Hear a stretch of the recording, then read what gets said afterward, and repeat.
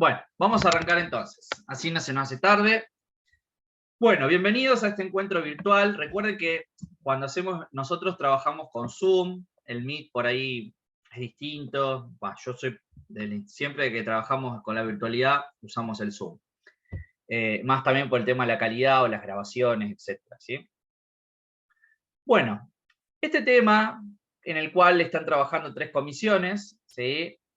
Para ponerse juntas con respecto al módulo de biología celular e histología. Ustedes, para después complementar esta clase, van a poder buscar en el campus virtual, en materiales de estudio, van a encontrar justamente el módulo 2 de biología celular, que lo voy a entregar el día que vengan al laboratorio, ¿sí? La semana que viene, después de este encuentro teórico, van a tener el primer laboratorio de histología, ¿sí? Ese primer laboratorio de histología va a basarse en función a lo que vamos a trabajar hoy, ¿sí?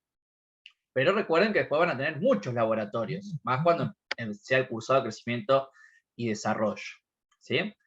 Así que bueno, lo que vamos a ver hoy es introducirnos un poco en la histología, que es una disciplina, ¿sí? Es un tipo de disciplina científica que se va a encargar de estudiar a las células. Nosotros ya hemos visto la composición celular, hemos estudiado, por otro lado, también la estructura de la misma hasta su ciclo de división. Todos han llegado hasta el tema división celular y ahora estamos en condiciones de poder analizar cómo vamos a estudiar la célula, y para poder estudiarla tenemos que abordar esta disciplina que es la histología. ¿Bien? Perfecto, vamos a arrancar entonces. Cualquier cosita me detienen, ¿sí? Me preguntan, ¿sí? Así que o levantan la mano ahí en el chat. ¿Vieron que tienen para poner la manito para levantar? Bueno, cualquier cosita, ¿sí? Me apretan el clic de la mano y nos detenemos. Así que la idea es que también no sea que yo hable siempre, sino que la idea es poder escucharlo. Si hay una duda, Guille, no entendí esto, pregunten, ¿está? Pues si no se vuelve un monólogo, y no quiero que sea un monólogo. Si viene un seminario, esto tengo que dar la clase yo, pero si hay alguna duda, por favor, me detienen y me consultan. ¿Estamos? Bien. Lo primero, estudiamos la célula, como les dije, estudiamos la composición de la misma, y ahora vamos a avanzar un poco más. Nosotros en medicina usamos o nos abocamos a lo que es la disciplina histología y embriología, ¿sí? La materia, la cual ustedes van a tener los seminarios introductorios, a lo mejor algunos ya lo tuvo, otros todavía están en su cronograma para tenerlo. La disciplina que estudia la célula es la histología. Y en la cátedra, es decir, la cátedra de la facultad se llama histología y embriología. ¿Por qué? Porque vamos a estudiar la célula, los tejidos que forman a los órganos, y posteriormente vamos a ir analizando cómo se van desarrollando esos órganos, es decir, el desarrollo embriológico, ¿sí? Desde la concepción hasta el nacimiento. Todos estos conceptos de histología y embriología se van a dividir durante el cursado de primero o segundo año, ¿sí? Justamente cada área que compone la currícula del plan de estudio al que ustedes se encuentran va a dividir los contenidos de histología y embriología los 2 primeros años de la carrera. Fíjense que cuando hablamos de histología, estamos hablando de una rama de la anatomía que estudia los tejidos animales o vegetales, principalmente tratando de describir estructura celular, es decir, si veo la membrana, cómo es el citoplasma, qué característica tiene el núcleo. Entonces, justamente fíjense que el objetivo es aprender a describir la estructura de una célula utilizando un medio instrumental que es justamente el microscopio, ¿sí? El microscopio va a ser el medio instrumental que nosotros tengamos en cuenta a la hora de abordar a la histología, ¿sí? Entonces, fíjense que también, además de estudiar la estructura de una célula, la histología analiza tejidos. Ahora vamos a ver qué es un tejido, la definición de tejido. También, esperen que hay gente entrando, acá. Bien. Fíjense que acá todo se origina en la anatomía, ¿sí? Cuando hablamos de anatomía, estamos hablando básicamente de la morfología. Ustedes, con el profe Lucas, están estudiando el módulo de morfología, es decir, la composición de nuestro cuerpo. Nosotros dijimos que nuestro cuerpo está formado por células, y esas células van a dar origen a tejidos, que son muchas células agrupadas. Entonces, la base, fíjense, es la anatomía, la estructura del cuerpo. Ahora, nuestro cuerpo está formado por células o tejidos, por lo cual va a ser estudiado por la histología. Ahora, fíjense, una vez que comprendemos la anatomía, una vez que comprendemos la histología, estamos en condiciones de poder comprender la patología.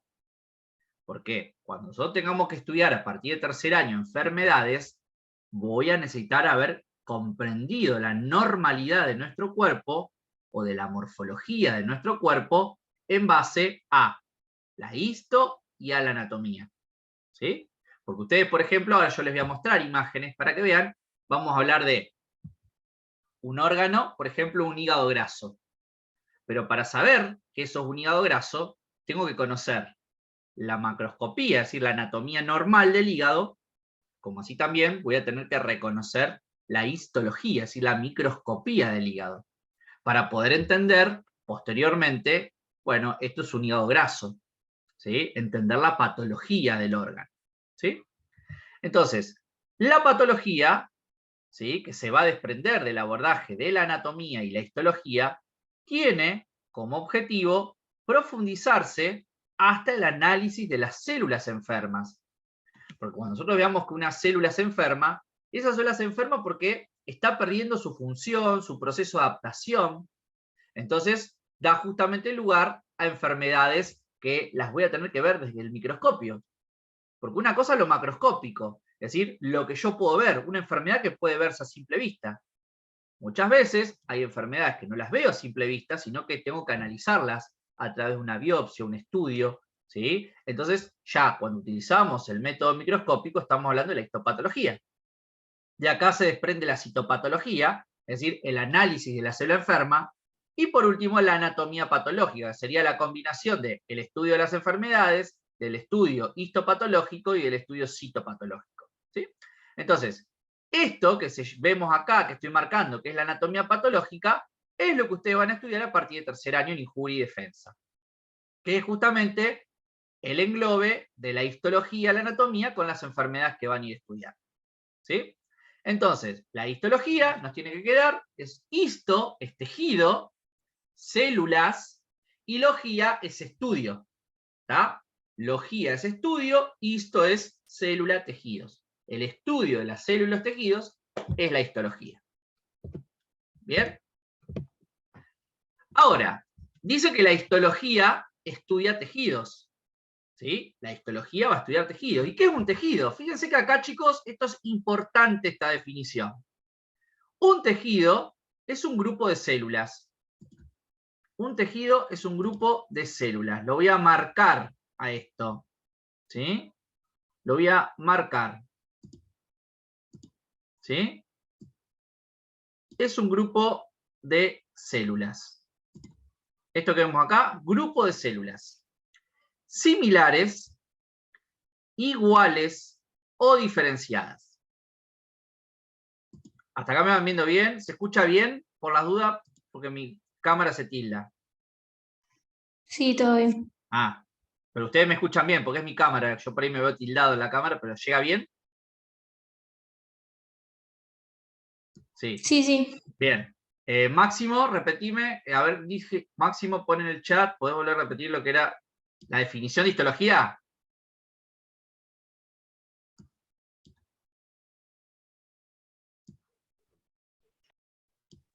No, Guille, vos dijiste histología, historia y la otra parte no la escuché bien.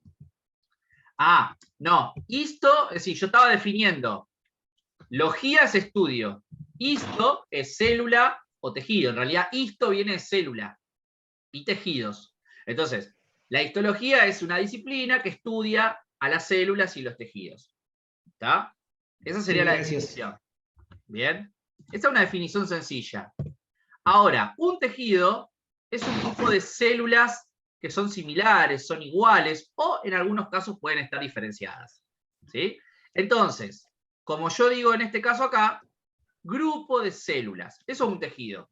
Pero no me alcanza con que ustedes digan que es un grupo de células o un conjunto de células, sino que yo tengo que agregar a ese concepto de que esas células que están juntitas cumplen una función específica. Comparten una función. Y acá viene el otro. Y tienen un origen embriológico en común. ¿Qué quiere decir esto? Por ejemplo, yo voy a dibujar, acá voy a hacer, por ejemplo, como que son células. ¿Sí? Acá una célula, acá otra célula, acá otra célula. ¿Bien? Ahí tienen 3 celulitas. Esas 3 celulitas están juntas. Es un grupo de células. Bueno, eso ya es un tejido. Si yo veo 3 células que están agrupaditas, eso ya es un tejido. Ahora, cuando esas células comparten función, como dice el texto, y tienen un mismo origen embriológico, es decir, cuando yo hablo de un origen embriológico, es que se originan de las capas del embrión. Se originan de las capas del embrión, cuando nosotros nos estamos desarrollando en el útero materno. ¿Sí? Y esas capas del embrión son 3 que vamos a analizar. Uno se llama ectodermo, esto lo vamos a estudiar en la unidad problema número 4. Otra capa del embrión se va a llamar mesodermo. Y otra capa del embrión se va a llamar, ¿sí?, endodermo. Endodermo. ¿Bien? Generalmente estas capas se forman a partir de la 3ª semana del desarrollo embrionario. De la 3ª semana de gestación. Entonces, podemos decir que los tejidos justamente se van a formar a partir de la 3ª semana de gestación. ¿Hasta ahí me van siguiendo?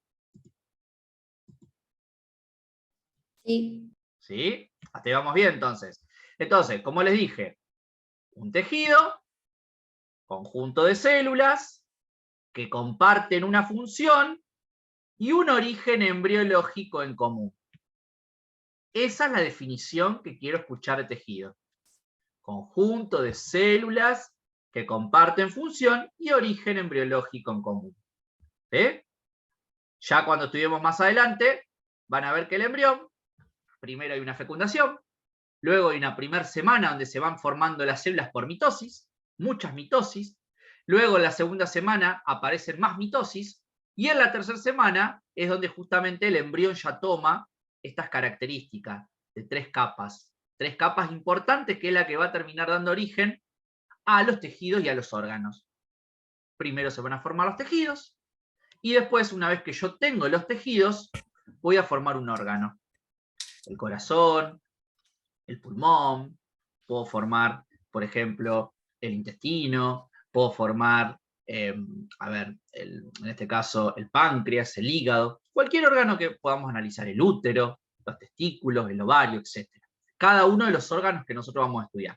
Entonces, una vez que en la 3ª semana del desarrollo embriológico aparecen estas capas son las que dan inicio a la formación de los órganos, de los sistemas y la maduración del embrión.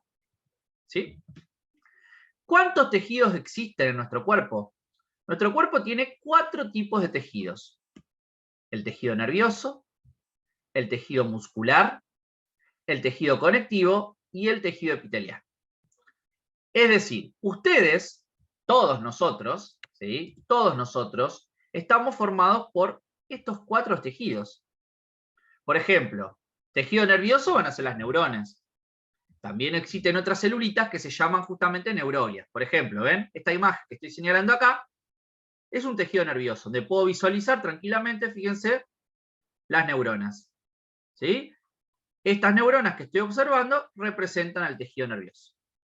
El tejido nervioso también va a tener otras células, que ya vamos a ver, que se llaman neuroglias. Luego, en la imagen B, por ejemplo acá, vemos el tejido muscular. ¿Sí?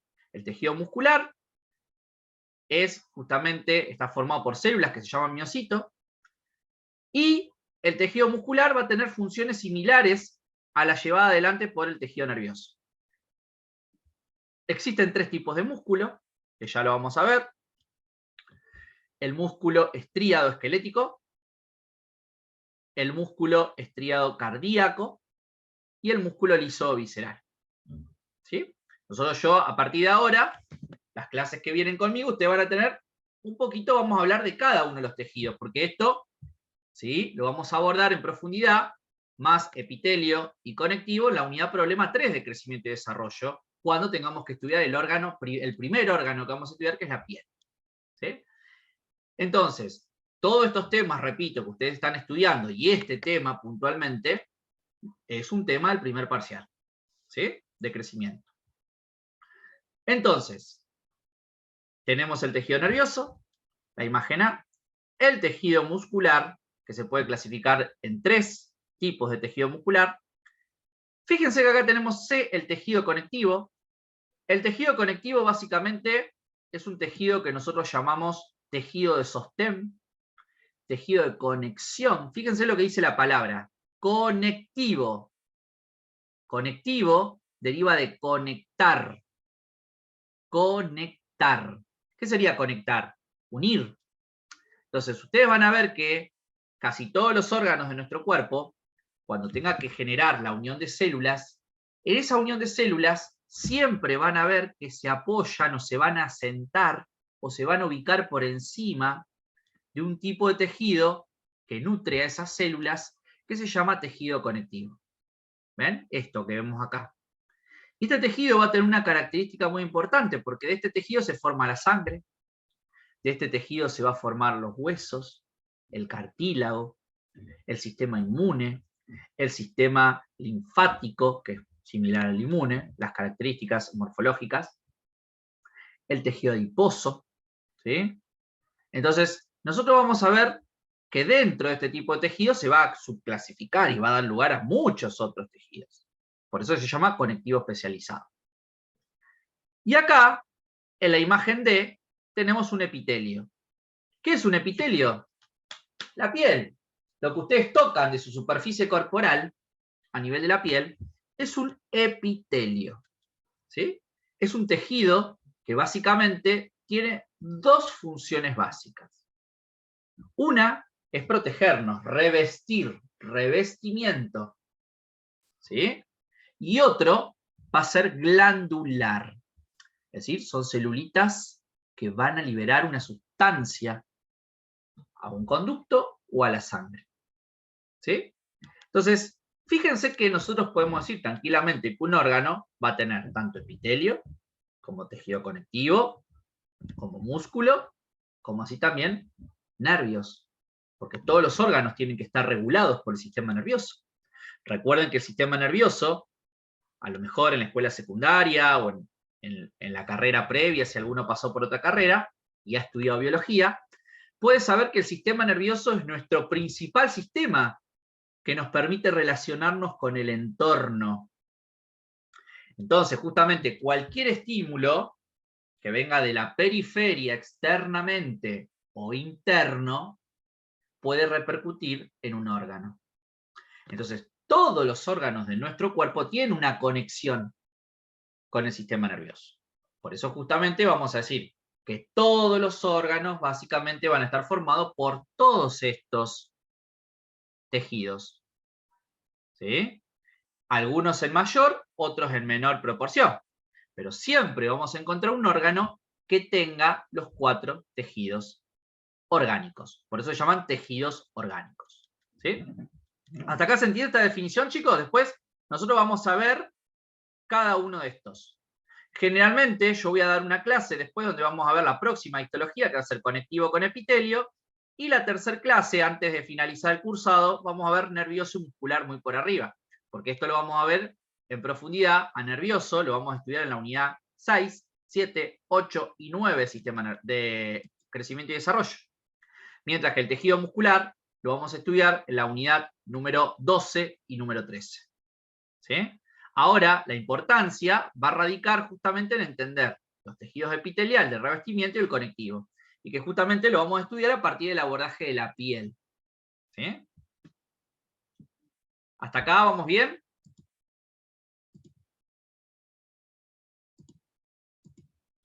Sí. Perfecto. Sí. Bien. Yo después esto se los voy a compartir en los grupos para que tengan este PDF. Igual abajo de la clase seguramente también lo deje. ¿Tá? Por favor, les pido que este material es propio. No lo compartan con sus compañeros, de facultad. Es propio de ustedes, no sean... Es de ustedes, pues ustedes pagan el curso, no van a estar compartiendo material. Y aparte es derecho a autor, ¿sí? Son materiales míos. Yo se los paso, no tengo problema, pero cuídenlo ustedes el material, ¿sí? Ahora, uno comprende la definición de tejido. Ahora vamos a pasar a cuáles son los pasos para analizar un tejido.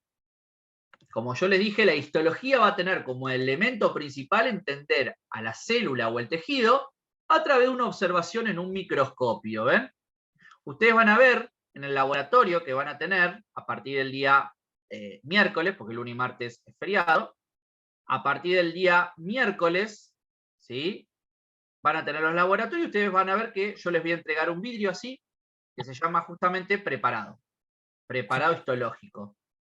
Y ese vidrio tiene un resto de un órgano, ¿no? O de una parte de nuestro cuerpo que tiene que ser estudiada, que tiene que ser abordada. Entonces, ustedes van a observar un preparado directamente en el microscopio. ¿Sí? Directamente en el microscopio. Entonces, para llegar a la observación de este preparado, existe una técnica. Es decir, un conjunto de pasos que nos va a permitir poder llegar desde la obtención de la muestra hasta poder visualizar lo que yo obtuve en una muestra en el microscopio. Entonces, cuando ustedes le pregunten ¿a qué llaman técnica histológica? Ustedes van a responder que son los procedimientos o los pasos. ¿Cómo?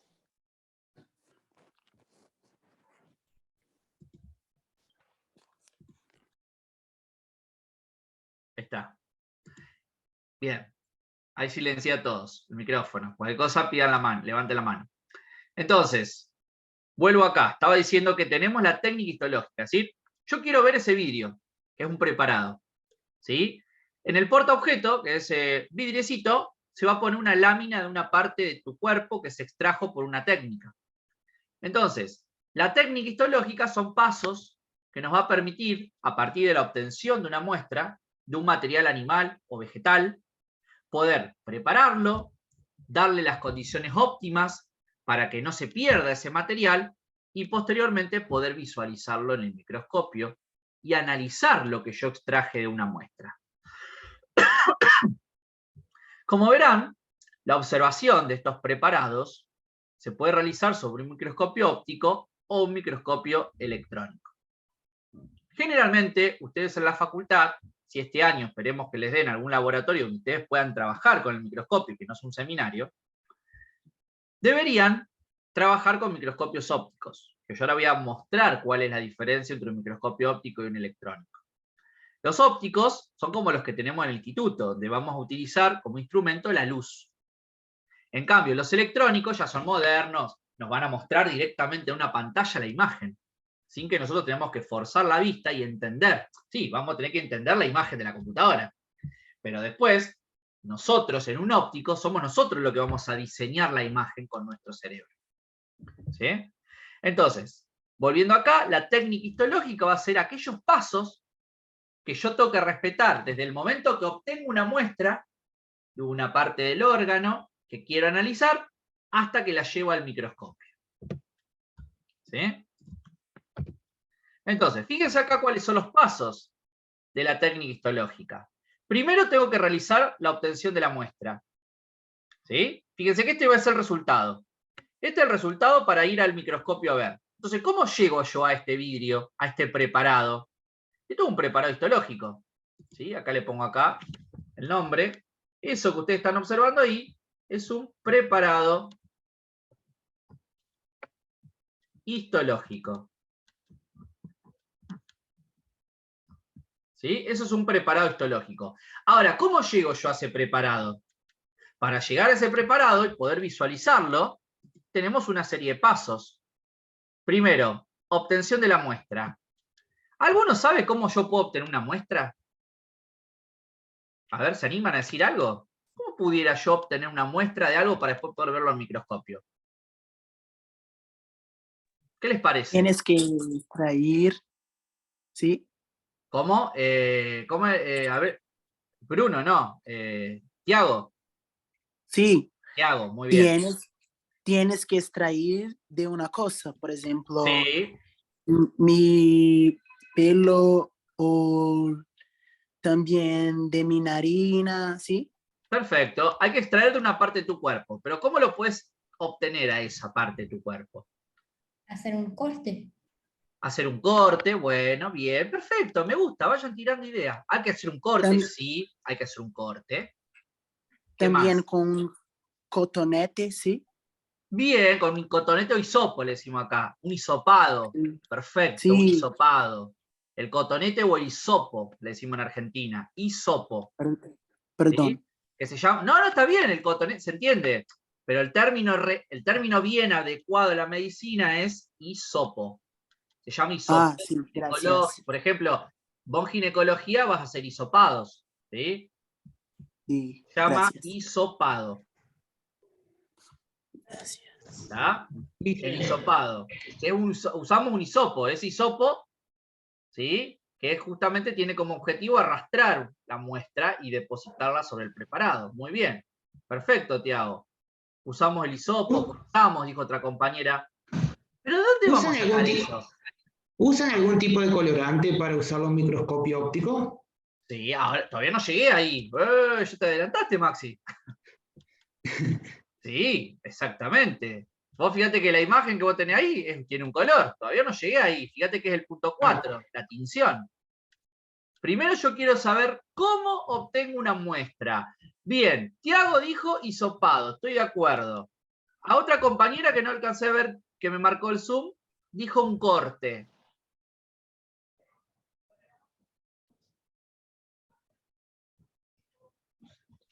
Tiene que tener un cuerpo preparado para la extracción. A ver, ¿cómo sería un cuerpo preparado? Un organismo, un pedacito de un Perfecto. órgano o algo. Bien. Ese pedacito de órgano tiene un nombre. Sí, exactamente. ¿Cómo es tu nombre? Que no me saltó acá quién habla. A ver, porque yo me encuadré en ello solito. A ver, ahí pongo. Ane. Ay, sí. Ani, dime. ¿Qué sería lo que vos haces referencia? Un pedacito de un órgano. Me gusta, nos vamos acercando, estamos más calientes, diría la respuesta. Al término adecuado para decir, yo obtuve una muestra mediante un pedacito, dijo Ani. Perfecto, pero ¿cómo se llama ese pedacito? De una parte del cuerpo. Profe, ¿Sí? ¿Quién ¿no habla? se le llama corte histológico? Tomás. El corte sería lo que estás viendo acá. Tomás, el corte. Pues, A ver, Cata está muy pensativa, Victoria también, a ver. La pieza es como una célula que estás hablando. Claro, ahí en esa pieza que estamos marcando hay células, hay muchas células ahí, sí. El nombre es, ese pedacito que dijo hoy la compañera, Anne, es una biopsia. Yo para obtener, ¿usted escuchó el término biopsia alguna vez? Me hicieron una biopsia, dijeron. sí, Entonces, eso cuando te operan, te lo dicen. Te bueno, sacan una muestra para saber si tienes alguna por enfermedad ejemplo, o algo. ¿alguno se operó alguna vez? Vesícula, apendicitis, por suerte no, digan, pero ¿alguno se operó? ¿Pasó por el quirófano? Bueno, no necesariamente tiene que ser el quirófano. Por ejemplo, si yo tengo que hacer un diagnóstico de una enfermedad en piel, en el consultorio, el dermatólogo nos va a sacar un pedacito de piel, nos va a cortar un pedacito de piel. Entonces, la obtención de la muestra se puede realizar mediante resección quirúrgica. Resección quirúrgica quiere decir que yo voy a sacar un pedacito, una pieza de un órgano, después de haber realizado alguna intervención quirúrgica en algún paciente. Por ejemplo, cada vez que uno se opera apendicitis, que es una sola vez en la vida, si es que te toca, no todos se le saca la apendicitis, que es un pedacito al intestino, esa pieza que se sacó, porque tuviste apendicitis y fuiste a la cirugía, se manda a estudiar. Entonces, ese pedacito que se sacó de la cirugía es una biopsia. Y eso se va a preparar en un laboratorio para poder verlo de esta manera. Así con está en el vidrio, con un color. Eso es una biopsia. La obtención de la muestra siempre es a través de una biopsia. ¿Sí? Entonces, la obtención de la muestra puede ser a través de una biopsia que puede hacerse de una persona viva. Eso se llama biopsia in vivo. Ahora le voy a mostrar el slide que habla de eso. Pero también puedo obtener una muestra de un paciente muerto. ¿Sí? Yo también puedo analizar las células de un paciente que ya está muerto. ¿Y en qué momento puedo sacarle a un paciente muerto alguna celulita, algún pedacito? En la autopsia. Muy bien, Mirko, excelente. En la autopsia o la necropsia. Entonces yo tengo dos alternativas a obtener una muestra. En un paciente en vivo, eso se llama muestra in vivo, o puedo obtener una muestra de un paciente muerto. Cuando le estamos haciendo la autopsia, yo voy a ver los órganos en la autopsia, hay justamente todo un protocolo para abrir al paciente, ¿sí? Y posteriormente voy a ver macroscópicamente los órganos, los voy a ver a cada órgano, y si no me da alguna información al visualizar los órganos macroscópicamente, igualmente voy a tener que sacar una pieza de cada órgano para estudiarla, buscando una causa de muerte. Salvo que, bueno, sea lógico que se vea el infarto, que se vea sangre, dependiendo de la causa, ¿no? La probable causa a la cual se informó la muerte. Pero cuando no conozco muerte, causal de muerte, tengo que sacar un pedacito de cada órgano para estudiar. Porque me lo va a pedir la justicia. Porque a todos los pacientes que se mueren le hacemos autopsia. ¿Qué les parece a ustedes? ¿Sí? ¿A todos los pacientes muertos? ¿A todos los que se mueren van al cuchillo? No. No, bien. No sabemos el motivo de la muerte, no hay Bien. necesidad. Perfecto, Vicky. Victoria. Cuando no sabemos el motivo de la muerte. Bien, eso es una causa. ¿Qué más? ¿Cuándo podemos aplicar una autopsia? Cuando tienes una investigación. Bien, muy bien, Tiago. Cuando hay una investigación. ¿Y esa investigación por qué? La justicia nos va a pedir que hagamos una autopsia, ¿por qué? ¿En base a Para qué? aclarar la causa de la muerte. Sí, aclarar la causa de la muerte. Bien. Tenemos el causal desconocido o yo quiero aclarar la forma de muerte. Sabemos que la persona murió de una manera, pero yo tengo que ver bien cuál fue el motivo médico de la muerte. Es decir, ustedes tienen la principal causa, como dijo Victoria recién, es causa desconocida. Se somete a autopsia. Ahora, la otra forma de hacer autopsia es cuando la muerte ocurre por causas traumáticas. Cuando si yo me muero naturalmente, o mi familia ya conocía que yo tenía una enfermedad, no van a pedir autopsia. Ahora, si yo estoy sano y mañana me voy al instituto, Dios no quiera, y me pasó algo, de la nada me encontraron muerto, ahí se va a pedir una autopsia. Ahora, si yo tuve un accidente, también voy a autopsia, porque mi muerte fue traumática. ¿Sí? La persona que sufre un accidente va a pasar por una autopsia. Es decir, ese cuerpo que fue víctima de un accidente de tránsito va a pasar por una autopsia. La persona que haya sido asesinada, es decir, el muerto producto de un homicidio, todo aquello que haya sido traumático, todo aquello que el motivo de la muerte o el deceso de un individuo haya sido por trauma, además de causa desconocida, debe someterse a una autopsia. ¿Está? Para que el informe nos diga exactamente la causal de la muerte. ¿Se entiende, chicos? Entonces, sí o sí, yo voy a tener que observar y generar muestras patológicas. Generalmente la autopsia nos da información al toque, inmediata, macroscópicamente. Pero si yo tengo dudas como médico patólogo, como médico forense, tengo que sacar sí o sí siempre un pedacito del sector que me generó duda y mandarlo al patólogo, para que el patólogo haga todo este preparado y lo vea en el portaobjeto en un microscopio. ¿Se entiende, chicos? Entonces yo tengo formas de estudiar a un tejido en vivo o formas de estudiar un tejido muerto. ¿Sí? Una vez que obtenemos la muestra hay que fijarla. La fijación, que es el segundo paso, es, bueno, yo obtuve la muestra, ahora tengo que evitar que la celulita o los tejidos se dañen. Entonces voy a utilizar una sustancia que me proteja la muestra. ¿Bien? Esa es la fijación. Ahora, el tercer punto es el corte. ¿Por qué? Porque la fijación implica que yo voy a aplicar una sustancia química y la voy a poner como si fuera... ¿Vieron cuando uno elabora un jabón casero o hace velas caseras? ¿Sí? Bueno, yo tengo que utilizar una sustancia que al preparado me lo deposite, o a la muestra me la deposite en una estructura, como si fuera un jaboncito, como si fuera justamente una vela, para después con una maquinita, como estamos viendo acá, realizar un corte. Acá. Realizar el corte, como si fueran láminas de fiambre. ¿Vieron como la fiambrera, la máquina corta fiambre? Bueno, yo voy al pedazo de, vamos a suponer, digo este ejemplo grosero, pero es para que ustedes se imaginen. El fiambre que yo tengo, que lo paso por la máquina de cortar, ese pedazo de fiambre sería la muestra que está contenida.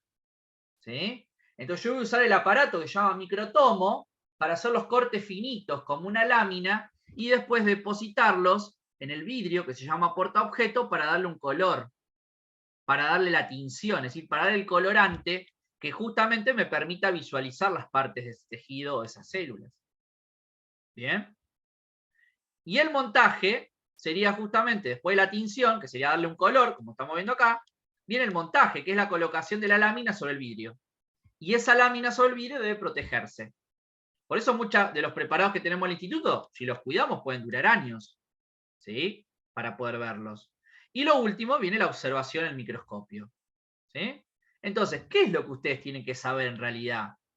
Ustedes lo que tienen que manejar es cómo se obtiene una muestra, ¿sí? Cuáles son las tinciones, los colores que van a visualizar, ¿sí? ¿Qué es lo más importante que vamos a estudiar? La obtención de la muestra y la tinción. Eso es lo que más vamos a tener que destacar de acá, ¿sí? Lo otro es todo extra. Tenemos que saber, todos van a ser médicos y médicos y tienen que conocer estos pasos para llegar a ese preparado, ¿sí? Bien. Ahora, fíjense, acá les resumo un poquito cómo se realizan los pasos de la técnica histológica. Entonces hay una obtención de la muestra. ¿Qué sería la obtención de la muestra? Proveer el material para su estudio al microscópico. ¿Sí? Obtener el preparado o la materia prima, es decir, obtener ese pedacito del tejido, del órgano, para yo poder estudiarlo. Entonces, ¿cómo lo hago? A través de una biopsia, es decir, esa biopsia se puede hacer por resección quirúrgica, es decir, después de una cirugía, o en una autopsia, si estamos hablando de un individuo fallecido. ¿Sí? Ahora, la fijación. ¿Cuál es el objetivo de la fijación? Como yo les dije, el objetivo es preservar el material, evitar que se dañe la muestra que yo obtuve. Entonces, ¿qué voy a evitar? La autólisis. Con esa fijación estoy evitando la autólisis. ¿Saben qué significa autólisis? Es la degradación enzimática. Claro, pero sería la autodestrucción de la célula, porque si yo no la protejo, la célula se puede autodestruir. ¿Está? Entonces, autólisis, fíjense, lisis es destrucción. ¿Bien? Y auto es autónomo, propio. ¿Sí? Propio. Entonces, si yo no preservo la muestra con formol o con glúteroaldehído, la propia muestra se puede deshacer por sí misma, se puede romper por sí sola. Entonces, eso es una autólisis. ¿Está? Yo estoy evitando la autólisis a través del proceso de preservación de la muestra. ¿Se entiende, chicos? Y también, cuando yo le aplico el formol a la muestra, para fijarla, fíjense lo que destaco acá. Eliminar los microorganismos. Si yo voy a hacer un diagnóstico a partir de esa muestra, lo que menos quiero hacer es contaminarla. ¿Sí? Porque si la contamino yo, voy a ser yo el responsable de dar un mal informe. ¿Sí? Entonces, justamente, yo tengo que eliminar los microorganismos para evitar que venga algún mal informe, lo que se llama un falso negativo o un falso positivo. ¿Sí? Entonces, la fijación me permite evitar la destrucción de la muestra y eliminar los microorganismos para evitar la contaminación. la sustancia que más se usa en nuestro medio, en nuestro país, es el formol al 10%. ¿Sí? Ahora, después viene la inclusión, que la inclusión es lo que yo le decía, ¿ven? Justamente ponemos, como si fuera en una cajita, a la muestra y le agregamos parafina. Y la parafina lo que hace es convertirlo como si fuera un jabón, como si fuera una vela, ¿sí? En algo rígido, para después poder realizar el corte en láminas delgaditas. ¿Por qué tiene que ser bien delgadita el corte? Bien como si fuera una hojita de papel finita, para que la luz pueda atravesarla. Porque justamente nosotros vamos a trabajar con medios luminosos para poder visualizarlo. Una vez que hicimos el corte de la muestra, tengo que realizar la coloración. ¿Qué es la coloración? Visualizar los tejidos. ¿Sí? Tengo que visualizar los tejidos. ¿De qué manera? A través de colores. Colores como por ejemplo la hematoxilina eosina, que esto se llama tinción bicrómica, porque tiene dos colores. Hematoxilina una tinción, eosina es otra. Generalmente la hematoxilina eosina es la más común. Es la que más van a ver ustedes en los preparados en el aula, en el instituto, como en la facultad si les muestran un preparado, o en los libros, ¿sí? Pero van a ver que hay otros colores que vamos a usar dependiendo del motivo, ¿sí? Después hay colores tricrómicos. Tricrómico quiere decir 3 colores, ¿sí? Y por último el montaje. El montaje es una vez que le di el color, le pongo una sustancia para evitar que se destruya, es decir, para que dure mucho tiempo el preparado. ¿Sí? Con eso hago el montaje. Bien.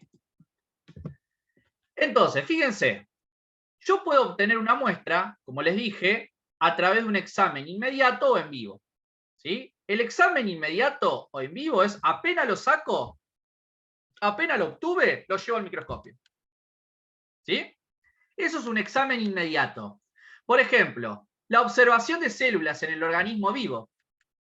¿Cuándo veo eso? En el espermograma. El espermograma es un estudio donde el paciente, el hombre, tiene que producirse la eyaculación, tiene que volcar su semen en un recipiente, y automáticamente eso se lo da al profesional y se ve inmediatamente. ¿Sí? Vamos a ver los espermatozoides, como vemos acá, en movimiento, en actividad, para poder contabilizarlos y ver si realmente, por ejemplo, estamos buscando un problema de infertilidad, a través del espermograma en el hombre lo podemos ver, y es una técnica en vivo, porque es inmediato, es rápido. ¿Sí?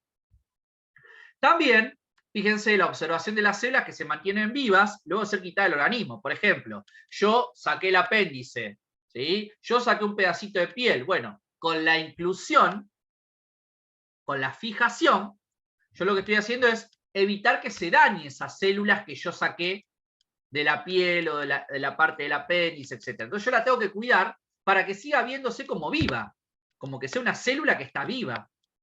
¿Tá? No para verla ya en estado de muerte. Porque si yo no le pongo eso, entra en autólisis, se empieza a destruir, y eso es justamente una célula muerta.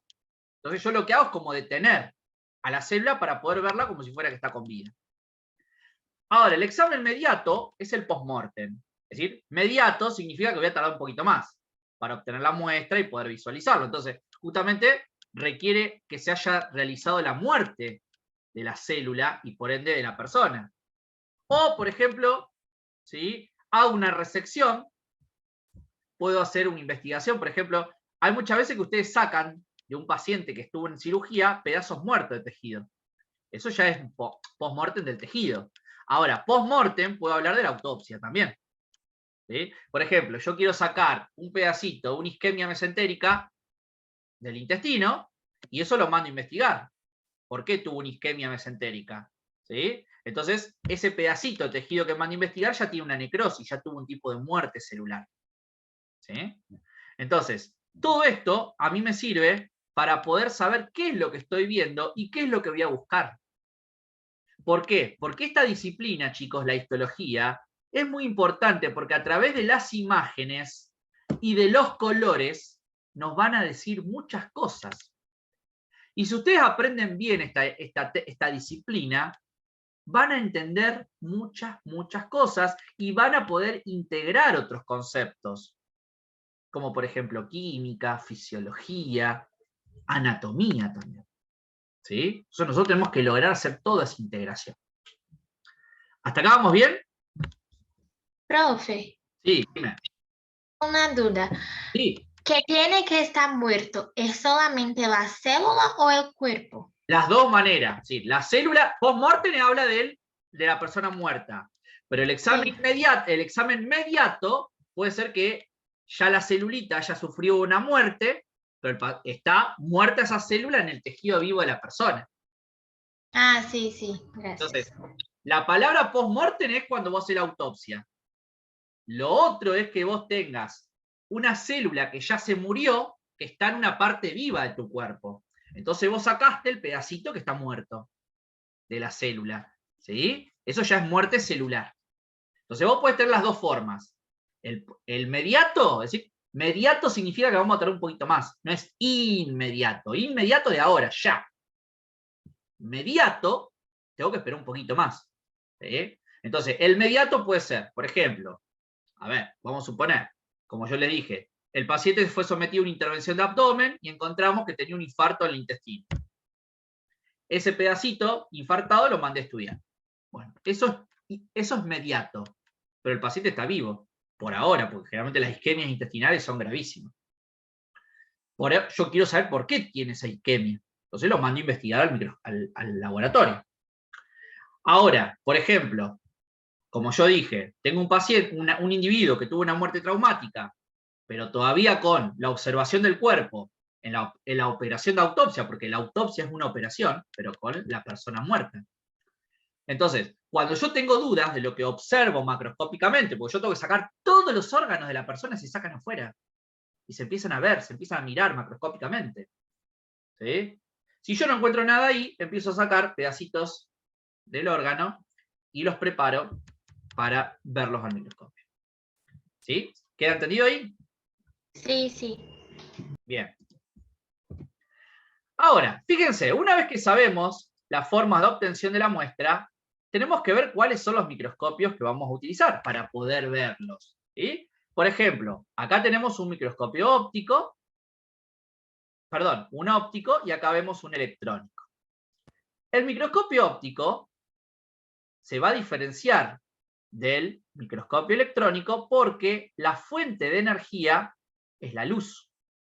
El óptico es el que nosotros vamos a trabajar en el instituto. ¿Sí? Fíjense que va a utilizar como fuente de energía la luz visible. En cambio, el electrónico va a utilizar como fuente de energía el movimiento de los electrones que emite el microscopio. Ahora, nosotros para poder ver en el microscopio vamos a tener un sistema de lentes.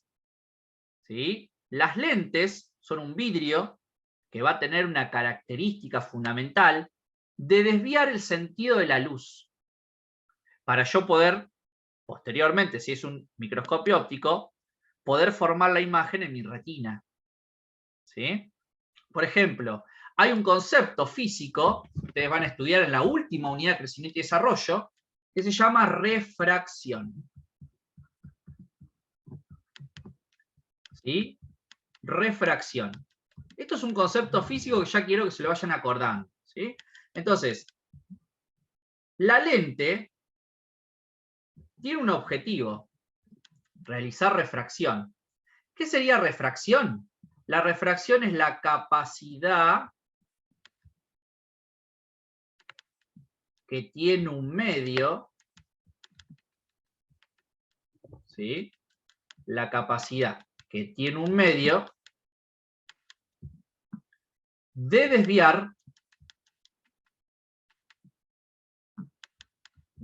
desviar la luz. Por ejemplo, yo acá tengo la lente. ¿Sí? Esta es la lente. Y acá viene la luz. ¿Sí? ¿Y qué hizo? O hace esto, eso es desviar la luz, ¿ves? Entonces, una lente lo que hace es refractar. Refractar significa que desvía el sentido por el que venía el rayo de luz. ¿Sí? Eso es refracción. Entonces, nosotros cuando estudiemos física de la visión en la última unidad de crecimiento y desarrollo, básicamente es entender un poco también cómo funcionan las lentes. Porque si bien los microscopios tienen lentes, que son vidrios, nuestro ojo también realiza esto. ¿A través de qué? De una lente natural que se llama cristalino. Dentro de nuestro ojo tenemos una lente natural que se llama cristalino. ¿Escucharon hablar del cristalino? ¿Del ojo?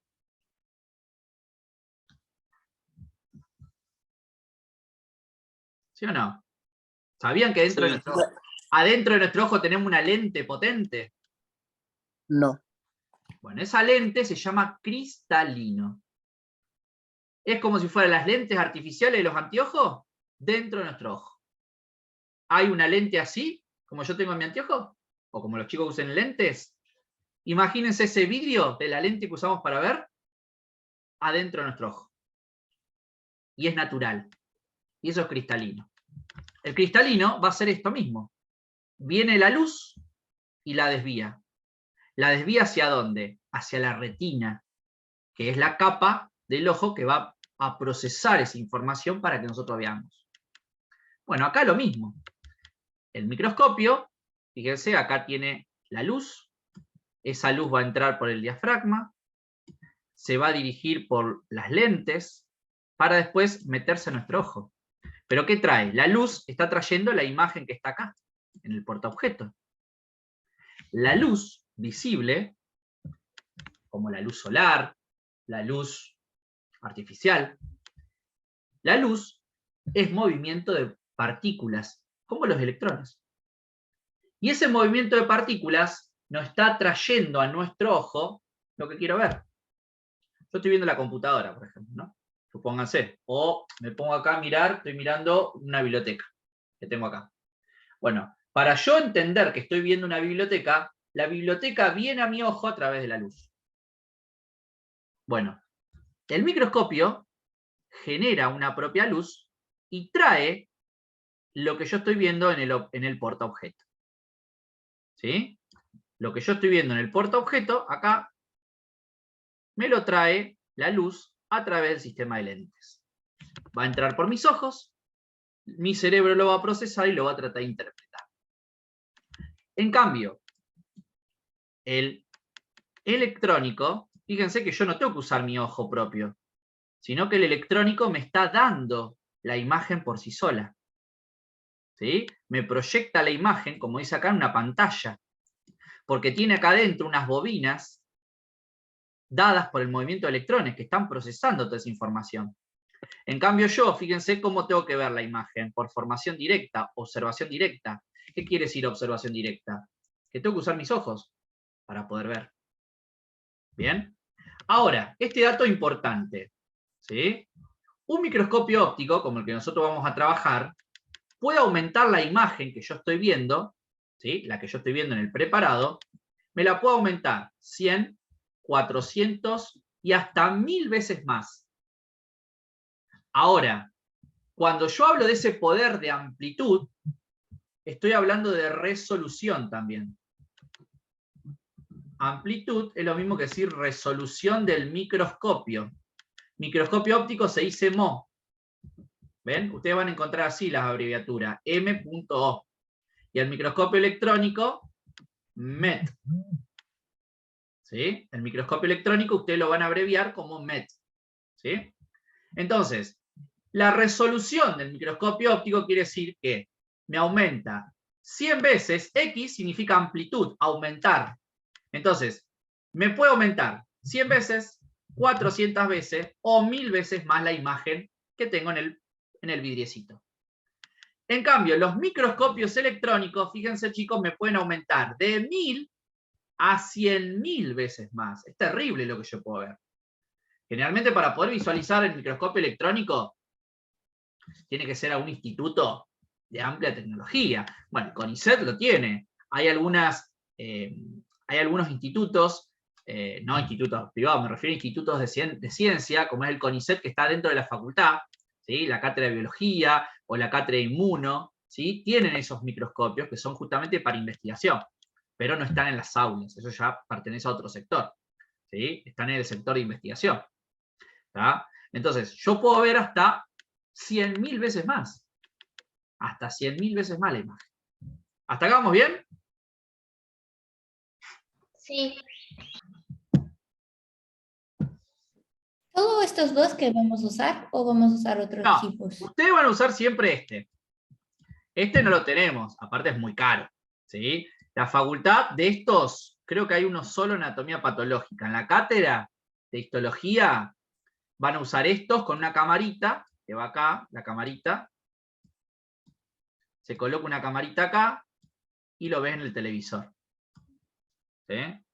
Ahora, eso es lo que le van a mostrar en la facultad seguramente, porque son muchos, si es que los dejan hacer microscopía solos, como era antes. Y esto, que ya son más potentes, están en los centros de investigación que tiene la facultad. Generalmente estos no tienen contacto. Por ahí les pueden mostrar uno, pero no lo van a usar. ¿Sí? Solamente ustedes van a usar este, ¿sí? El microscopio óptico. ¿Bien? Bien. Guille, Sí.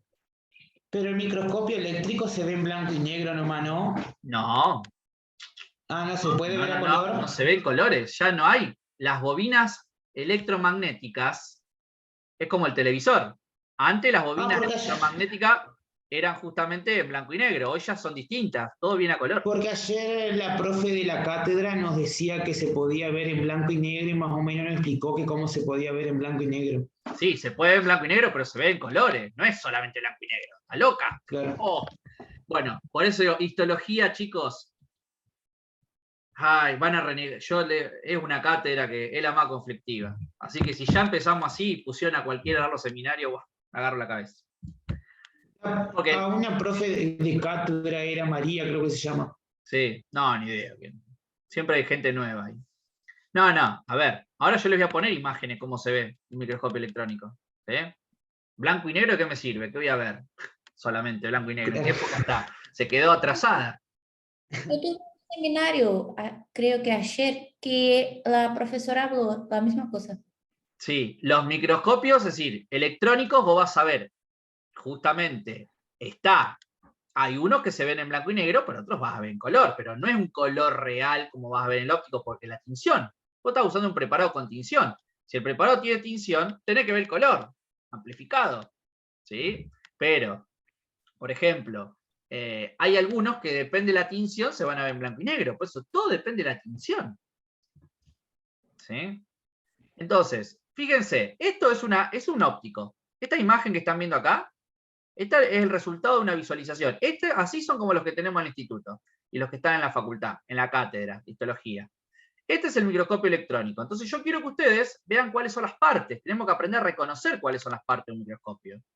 Entonces, nosotros tenemos que decir que existen partes ópticas y partes mecánicas. ¿Sí? El microscopio óptico está formado por componentes ópticos y componentes mecánicos. ¿Bien? Los ópticos son el ocular. ¿Ven? Este es el ocular. El ocular es un vidrio, tiene una lente, que puede venir por 10 o por 20x. Tiene una resolución el ocular. ¿Bien? Otra parte que es óptica son los objetivos. Los objetivos también tienen una lente. Esa lente puede ser por 4, esta lente puede ser por 10 y esta lente puede ser por 40. ¿Qué significa? Que ese objetivo, ese vidrio, esa lente que está ahí adentro, me está aumentando lo que yo pongo en la platina, el preparado que pongo en la platina, me lo está aumentando 4 veces. ¿Sí? Acá tengo este otro objetivo, quiere decir que me lo aumenta 10 veces al preparado. Y este objetivo, 40. Pero fíjense que ustedes van a ver que la imagen, como dije, entra por el objetivo. ¿Estamos de acuerdo? La imagen va a entrar por acá, por los objetivos. Pero el ocular va a tener otra resolución también. ¿Está? Entonces, por ejemplo, si usamos el objetivo de 4, y tengo un ocular de 10, 4 por 10x, el menor aumento que ustedes van a estar viendo es 40 veces más grande. ¿Sí? Si ustedes ponen este objetivo arriba del preparado y están viendo con un ocular que tiene una resolución de 10, quiere decir que 4, que es el más chiquitito que pusieron del objetivo, por el ocular de 10, están viendo al preparado 40 veces más grande. Este es el menor aumento. Este es el menor aumento que ustedes pueden ver. ¿Sí? Ese es el menor aumento que ustedes pueden ver. ¿Sí? Ahora, si ustedes tienen acá, el segundo paso que van a ver es llevarlo a 10. ¿Sí? Pongo este objetivo acá arriba. 10 por 10 quiere decir 10x por 10 del ocular, quiere decir que después lo voy a ver 100 veces más grande. Y ahora, si yo pongo el objetivo de 4 con un ocular de 10, 40 por 10, quiere decir que yo estoy viendo 400 veces más grande. Este sería el mayor aumento. Este sería el mayor aumento si yo tengo un ocular de 10. ¿Bien? El vidrio que yo tengo para ver principalmente es un ocular de 10. Esto, de mouse. Esto. Esto, ¿sí? Si yo tengo un ocular de 10, estas son las resoluciones. Este es el menor aumento y el mayor aumento sería 400 veces. ¿Esto se entiende? ¿Todos? Sí. Bien. Y si yo tuviera el ocular de 20, fíjense, si yo tuviera el ocular de 20, lo mismo, a menor aumento, sería 4x por 20, el menor aumento con un ocular de 20 son 80 veces más. Ahora, si paso al objetivo de 10, por 20x, quiere decir que el objetivo medio va a ser de 200 veces más. Y ahora, si yo lo paso al objetivo de 40 por el ocular de 20, ahí estoy viendo justamente más de 800 veces mayor o más grande. ¿Sí? Ustedes en el instituto de la práctica que van a empezar a hacer van a ver de las dos maneras.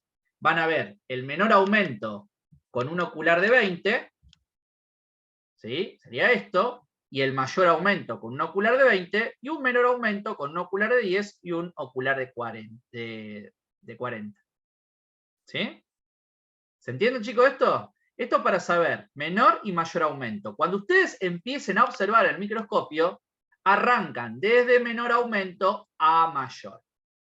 Entonces, si nosotros contamos con los dos oculares, por ejemplo, ustedes en el instituto, como van a contar con los dos oculares, van a empezar. Menor aumento, el dibujito que van a hacer siempre, ustedes cada vez que vayan a la práctica van a tener que llevar colores, porque tienen que dibujar, van a tener que pintar, aprender a dibujar lo que se ve en el microscopio. Entonces, cuando yo les ponga en el cuadradito, dice, dibuje a menor aumento, usted va a hacer 4 por 10. Si yo digo, dibuje a mayor aumento, van a ser 40 por 20. Si yo no cuento con los dos oculares, a mayor aumento sería 400 veces. ¿Se entiende ahí? Eso lo vamos a ver en la práctica. Profe, Sí. para cambiar las lentes, ¿tienes que hacer qué? No, sacamos. Acá no tengo en mi casa, pero esto se saca. Este ocular, eso se cambia, se mueve. Vos lo sacás así y ponés el otro vidrio. ¿Sí? Esto se mueve. Lo que no se mueve es esto. Esto es fijo. Los objetivos son fijos. ¿Sí? Sí, gracias. Esto que está acá es fijo. Esto no. Esto se mueve. El ocular se mueve. ¿Sí? Sí. Bien. ¿Qué otra parte es óptica? Fíjense que yo estoy marcando en rojo los componentes ópticos. ¿Sí? ¿Qué otra parte es óptica? La fuente de luz.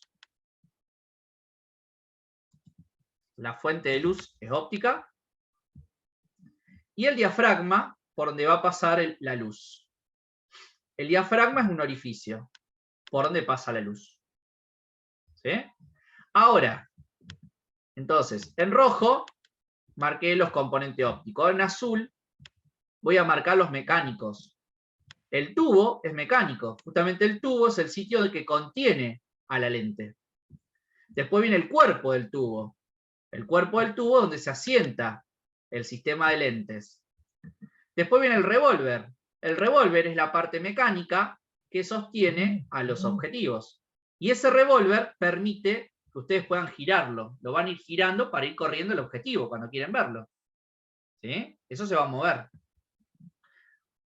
El objetivo ya dijimos que es óptico. El diafragma también es óptico. La platina donde van a apoyar, ¿sí? El preparado. La base es óptica, es mecánica. El brazo, una estructura, es mecánica. Y los tornillos, ¿ven? Esto es el tornillo macrométrico, es decir, el tornillo macrométrico es lo que me permite aumentar la imagen.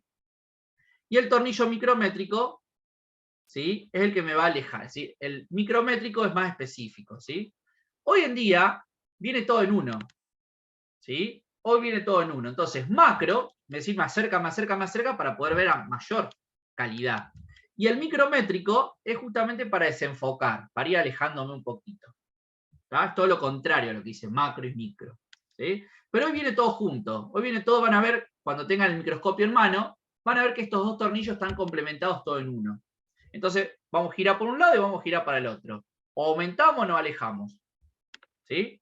Entonces, todo esto que pinté en azul son las partes mecánicas que tiene el microscopio. Es decir, la parte mecánica es todo lo que colabora con el sistema de lente. Es todo lo que está colaborando con lo que yo voy a visualizar. ¿Sí? Y acá, por ejemplo, vamos a suponer que yo coloqué el preparado. Ahí va el preparado. Y el preparado lo visualizo acá. Esto que estamos viendo acá. Eso es una imagen que tiene una tinción bicrómica de dos colores. Bicrómica. ¿Sí? Tengo dos colores. Veo rosados y veo violetas. ¿Sí? Veo colores rosados y veo colores violetas. ¿Sí? ¿Hasta acá vamos bien? Sí. Sí. Bien, acuérdense que los componentes mecánicos los pinté en azul.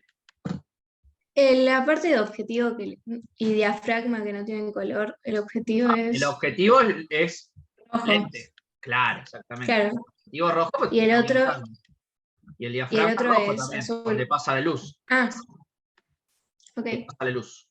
¿Sí? Entonces, componentes ópticos son el ocular, los objetivos, el diafragma y la fuente de luz. Todo el resto es componente mecánico.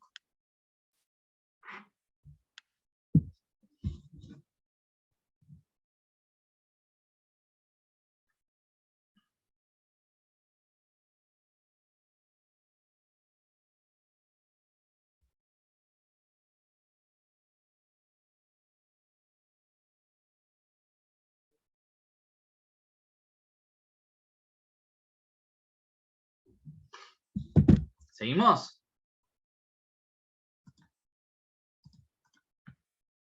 Bien, Sí. Fíjense, miren acá. Esto es una pieza macroscópica. Acá tengo el pulmón original, una foto del pulmón, cómo se vería en un preparado con formol. El pulmón, el corazón, los grandes vasos. ¿Sí? Esto es una pieza macroscópica, grande. Acá tengo una pieza microscópica óptica. ¿Sí? Esto es lo que estoy observando, un pedacito por dentro del pulmón, el alveolo, lleno de celulitas. ¿Sí? Estoy viendo tejidos. Entonces, esto es óptico. Veo dos colores. Estoy viendo un color bicrómico, tinción bicrómica de dos colores, violetas y rosado. Y fíjense acá, ¿cómo que el electrónico no tiene color? Fíjense acá, acá tengo ese alveolo, esto que estoy viendo acá, el alveolo óptico, fíjense cómo lo veo por dentro. ¿Sí? La tinción, la eosina, el color ácido, lo estoy visualizando acá. Esta es una tinción, básicamente, de un microscopio electrónico, donde estoy viendo casi en 3D. Casi en 3D estoy visualizando justamente la imagen. ¿Se dan cuenta, chicos? Esto es el óptico, que me aumenta hasta más de 100.000 veces lo que está acá. Es el óptico. ¿Sí? Esto que estamos viendo es un fragmento del pulmón, es decir, del alveolo. El alveolo es la unidad de la respiración. Es el sitio donde se produce el intercambio entre el oxígeno y el dióxido de carbono. Esto es un alveolo, y acá vemos el alveolo, ¿sí? El espacio por donde va a pasar el oxígeno y el dióxido de carbono con los glóbulos rojos que están en el fondo. ¿Sí?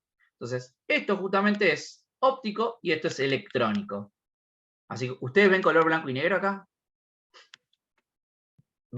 ¿Lo ven en blanco y negro? No, yo lo veo a color, no estoy ciego. Salvo que sea daltónico, ¿no? Así que habría que mandar al profesor a leer de vuelta histología. Bueno, fíjense acá. Esto es importante para que nos quede a todos nosotros. ¿Y por qué es tan importante esta disciplina? Porque nadie le da bolilla. La verdad, es como que la estudian para zafar y no es así. No debe ser así. Entonces, conocer la estructura, la organización y el funcionamiento de las células, los tejidos o los órganos nos permitirá conocer en un futuro el origen de los cuadros patológicos de nuestros pacientes, los que se inician con alteraciones a nivel celular. Esto nos tiene que quedar desde ahora, primer año, pre-SIT. Si yo conozco bien la histología, quiere decir que yo voy a entender también cómo se enferma mi paciente. Porque toda enfermedad empieza a nivel celular. Entonces yo tengo que comprender la célula como tengo que comprender su histología, su observación en el microscopio. ¿Está, chicos? Entonces no es una materia, sí, a veces no le gustan, está perfecto, pero es muy importante para nuestra formación. Como así también, a ustedes les gustaría entender los informes de anatomía patológica, porque hay muchos médicos que no entienden un carajo la observación del microscopio, o hay muchos médicos que no les interesa, o que cuando llega el informe, es decir, no ven las imágenes de la biopsia que le manda el patólogo. Van al informe. Y eso, perdonen con una mano al corazón, es ser mediocre. Yo por lo menos tengo que tratar de entender la imagen. Soy profesional de la salud. Entonces tengo que tratar de entender lo básico de la imagen. Porque si no es como que me baso del informe. Y si el informe viene con un error, pues muchas veces cuando se escribe, se cometen errores en la transcripción. Se cometen errores. Y yo por guiarme el informe cometo un error. Y hacemos una cadena de mala praxis. Entonces, es muy importante entender la visualización de imágenes. A ver, chicos, pasa muchas veces que ustedes una ecografía tampoco le dan bolilla, van al informe y dice paciente con, por ejemplo, que no tiene vesícula. ¿Sí? Y creen que a lo mejor el paciente a ustedes lo mandaron a hacer una ecografía porque tiene dolores abdominales, tiene cuadros que se relacionan con una vesícula, y justamente el informe dice paciente sin vesícula. Ah, listo, no tiene cálculo en la vesícula. Lo mandan a la casa como si fuera una gastroenteritis y resulta que el tipo tenía una piedra clavada en el conducto colédoco porque el informe se equivocaron.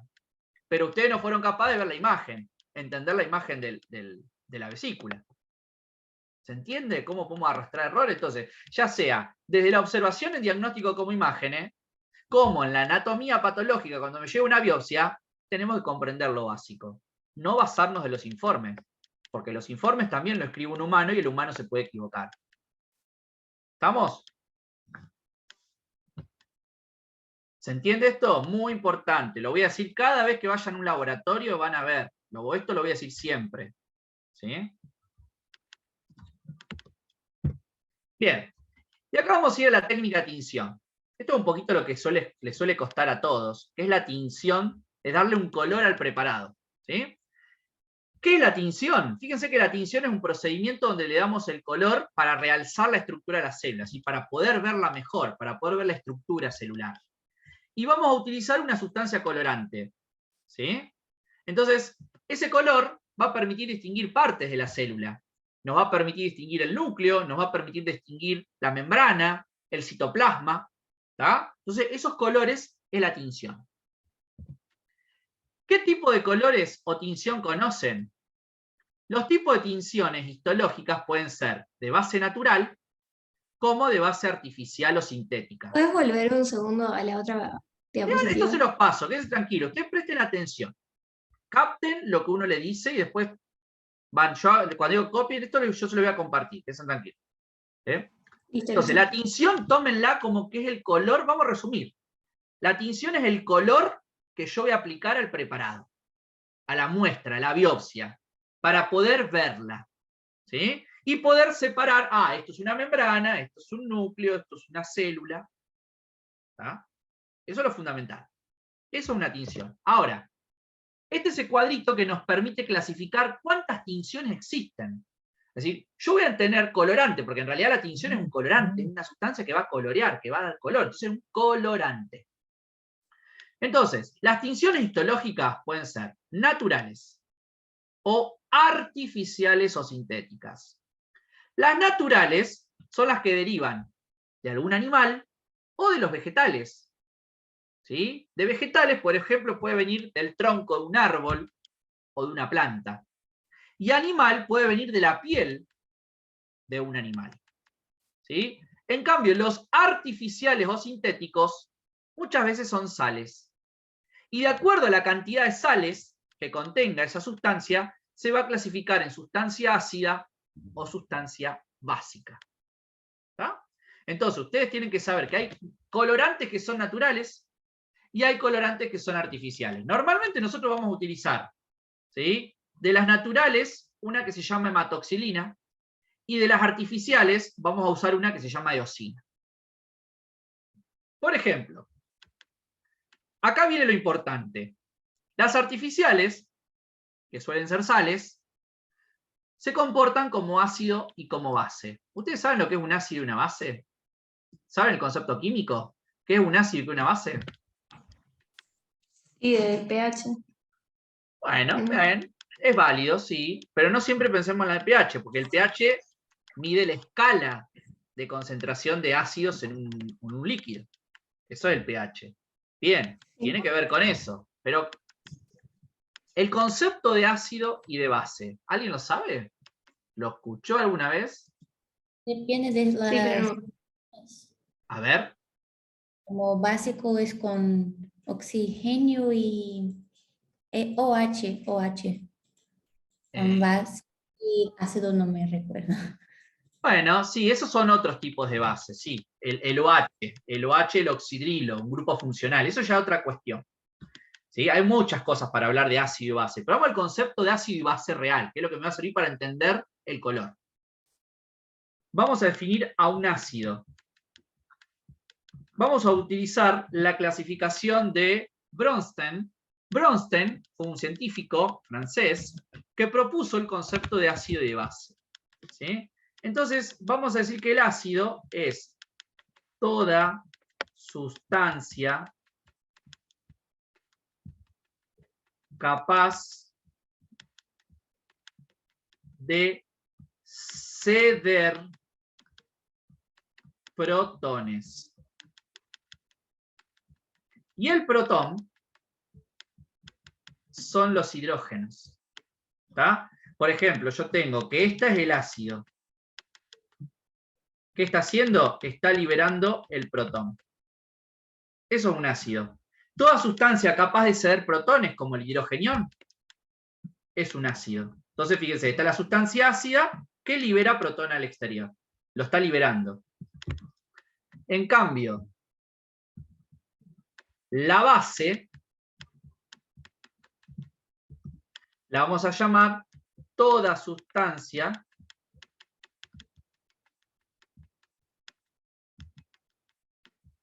capaz de captar protones. Bien, toda sustancia capaz de captar protones. Por ejemplo, tengo la sustancia A, ¿y qué hace la sustancia A? Está recibiendo el protón. ¿Sí? Entonces, nuestro amigo Bronsted dijo, aquella sustancia que recibe los protones, se llama base, Y aquella sustancia que cede los protones al medio es un ácido. Ese concepto es el que tenemos que usar para entender cómo se va a teñir el tejido cuando aplique los colorantes. ¿Sí? Entonces, yo para entender lo que pasa con el colorante tengo que saber qué es una base y qué es un ácido. ¿Hasta acá vamos bien?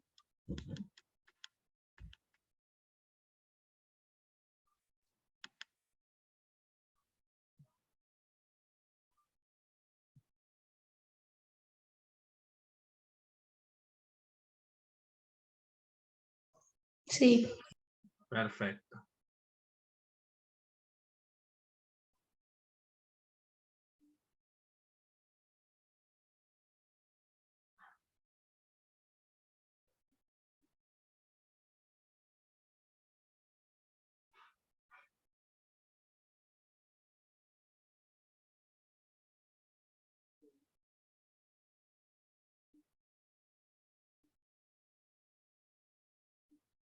¿Seguimos? sí, Perfecto. Bien.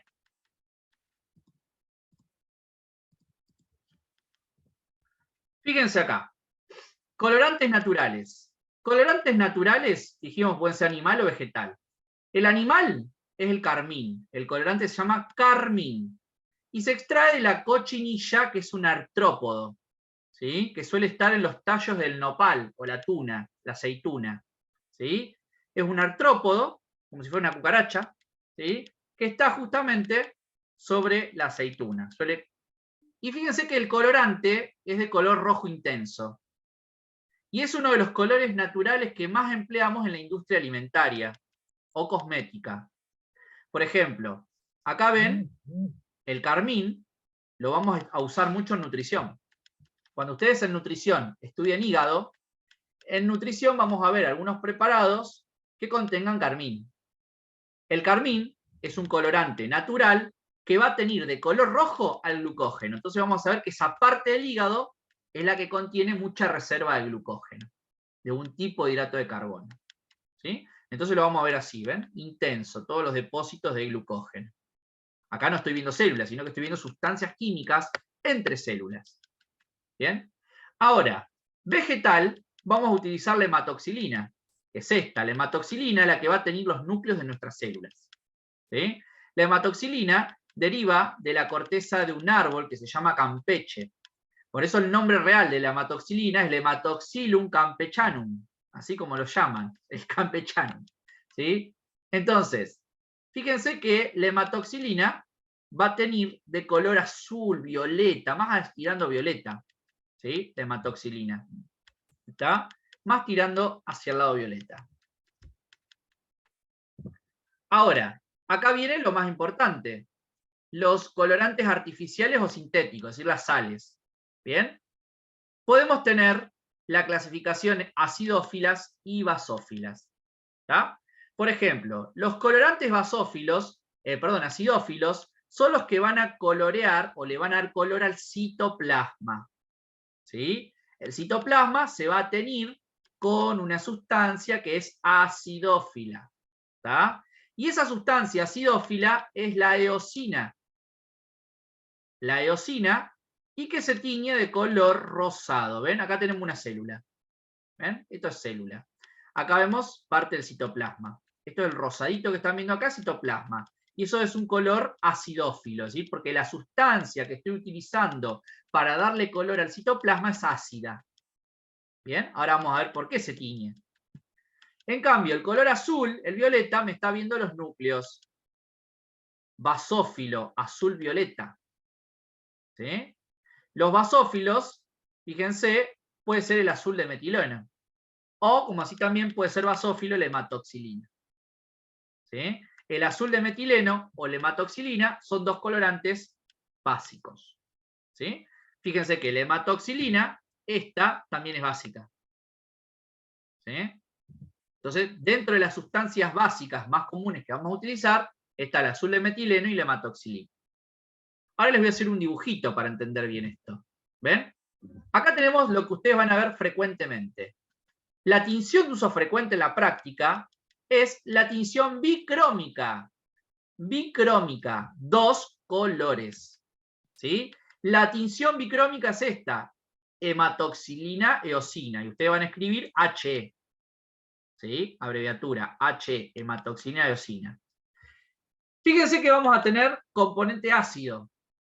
Con un colorante ácido vamos a tener los componentes celulares básicos. Es como un trabalengua, así, ¿cómo? Pará, es ácido, pero voy a tener lo básico. Sí. El colorante ácido va a darle color a la parte de la célula que esté hecha de componentes básicos. Es decir, el citoplasma. En cambio, el colorante básico va a darle color a los componentes celulares ácidos. ¿Sí? Entonces eso se lo va a llamar basófilo. Como por ejemplo el núcleo. El núcleo es basófilo y el citoplasma se dice que es acidófilo. Acidófilo. ¿Sí? Los que fueron al seminario de histología, ¿eso lo vieron ya? ¿Sí? Bien. ¿Lo entendieron o no? Quedaron mezclados.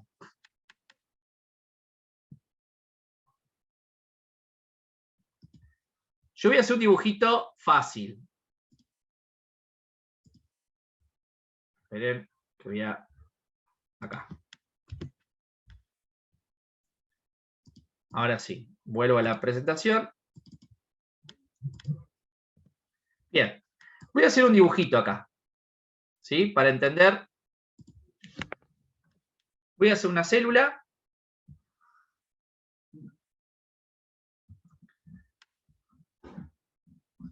Acá hago el núcleo.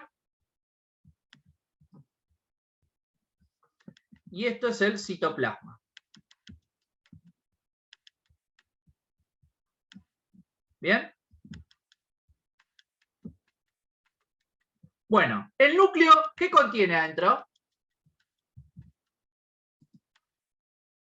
El ADN, el material genético. El material genético. A ver, Anne pregunta, profe, ¿cuál ejemplo es básico? La hematoxilina. Muy bien, Victoria. Muy bien, la hematoxilina es básico. Ahora lo voy a explicar acá. ¿Sí? Acá voy a explicar tinción hematoxilina eosina. Entonces, ustedes saben que acá adentro que tenemos ADN y ARN. Tienen ácidos. ¿Sí? Dentro del núcleo hay ADN y ARN. ¿Sí? Son componentes ácidos. Ahora, en el citoplasma, ¿qué hay? Hay organoides.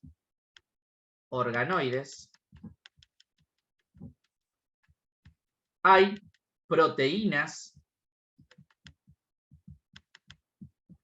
Hay glúcidos. Hay lípidos. Es decir, hay un montón de cosas. Pero básicamente está lleno de proteínas el citoplasma. ¿Está? Entonces, vamos a decir que el núcleo tiene componentes ácidos. Tiene componentes ácidos. Mientras que el citoplasma tiene componentes básicos.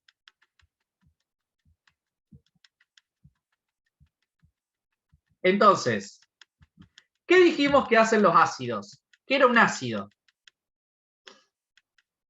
Dijimos que es una sustancia que cede protones. ¿Sí? El ácido, dijimos que es esto. Lo que está en el núcleo hace esto, ¿ven? Cede protón. Lo que está en el citoplasma capta el protón. ¿Sí? Entonces, el citoplasma capta el protón y el núcleo cede protones. ¿Se entiende? Eso es lo que está pasando. El interior del núcleo está cediendo protones. El citoplasma capta protones. Entonces, ustedes van a utilizar para la tinción hematoxilina eosina, es un colorante bicrómico. ¿Sí? La hematoxilina eosina. Hematoxilina, dijimos que es natural y básico.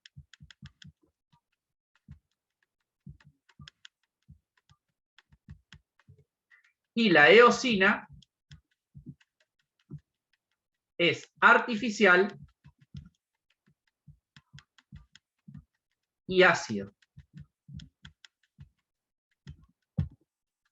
¿Entienden? Entonces, la hematoxilina va a ser un color casi rosado. Perdón. Esto, color violeta, azulado. Acá. La hematoxilina va a ser como un color violeta azul. ¿Bien? En cambio, la eosina es rosado.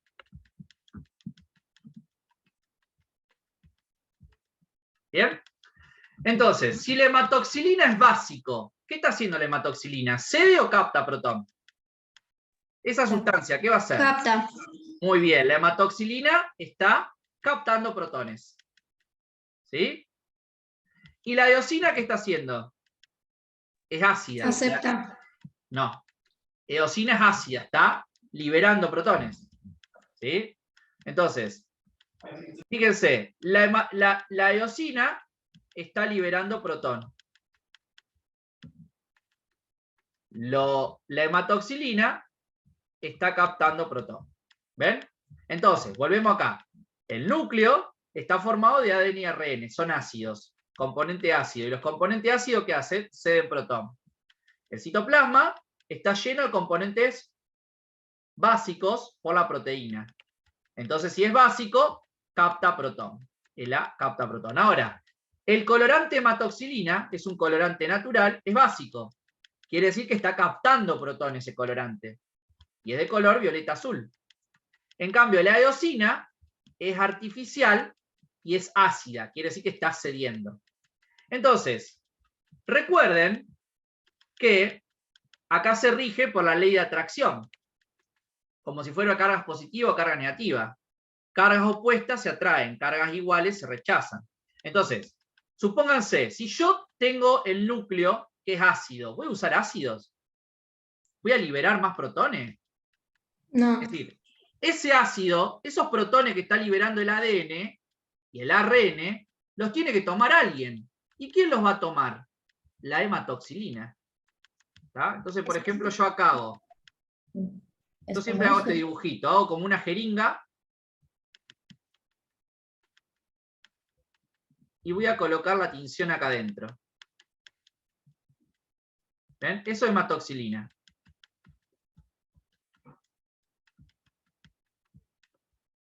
Entonces, ¿qué va a pasar? La hematoxilina dijimos que es básico, ¿no? La hematoxilina está recibiendo protones.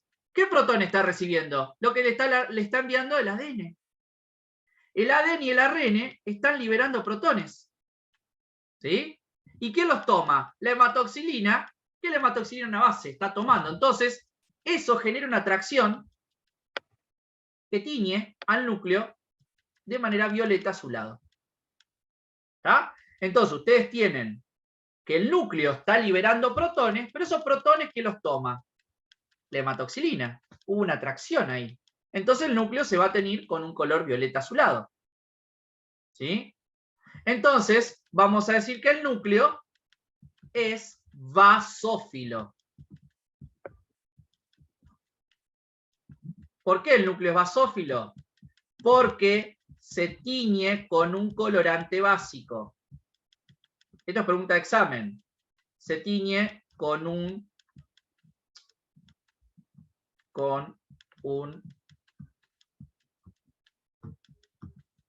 colorante básico. ¿Sí?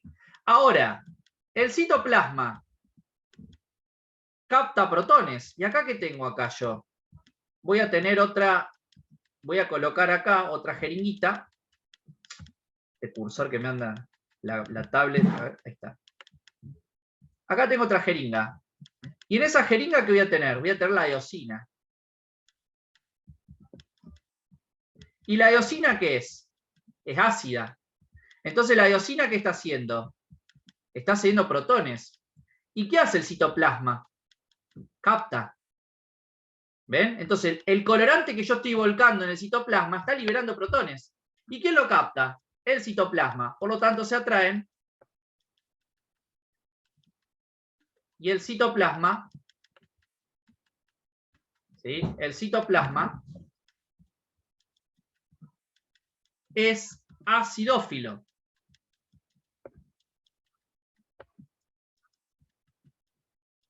¿Sí? El citoplasma es acidófilo. Porque se tiñe ¿con qué? Con colorante ácido. Ácido.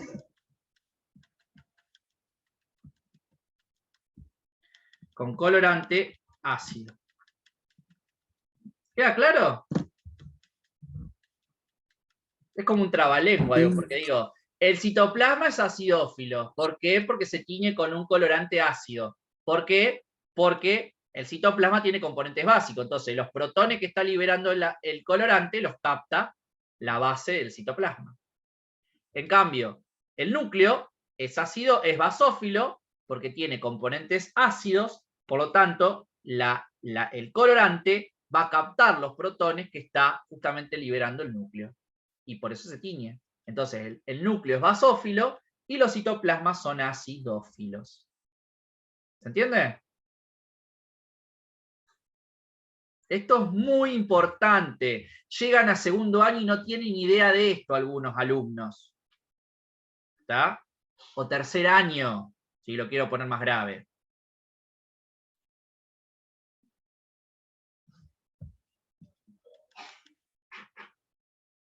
Esto lo guardo y se las mando, esta fotito. ¿Alguna pregunta hasta acá? No.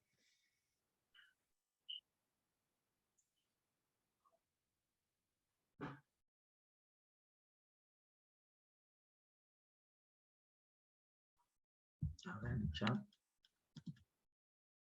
Entonces, cuando tiene componente ácido, es basófilo. Muy bien. Y cuando tiene componente básico, es acidófilo. Muy bien, Ani. Vos tenés que mirar eso. La parte de la célula, ¿qué componente tiene cuando le vas a dar color? Si la parte de la célula tiene un componente ácido, el colorante es básico. Por lo tanto, ese sector es basófilo. Porque el colorante que vos estás usando es básico. Ahora, si el componente de la célula que vos vas a tener es básico, el colorante que vas a usar es ácido. Por lo tanto, esa parte es acidófila. Muy bien. Excelente, Ani. Muy bien.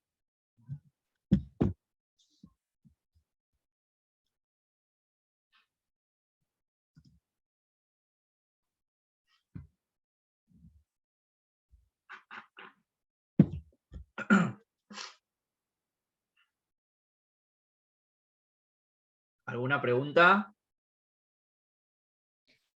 Hay otros tipos de tinción, ¿sí? Sí, ahora lo ¿O voy a mostrar. solo ese por ahora? Sí hay, ahora las voy a mostrar. Pero la que más van a trabajar es esta. Ah, sí, ok. La básica para entender la normalidad de los tejidos es esta.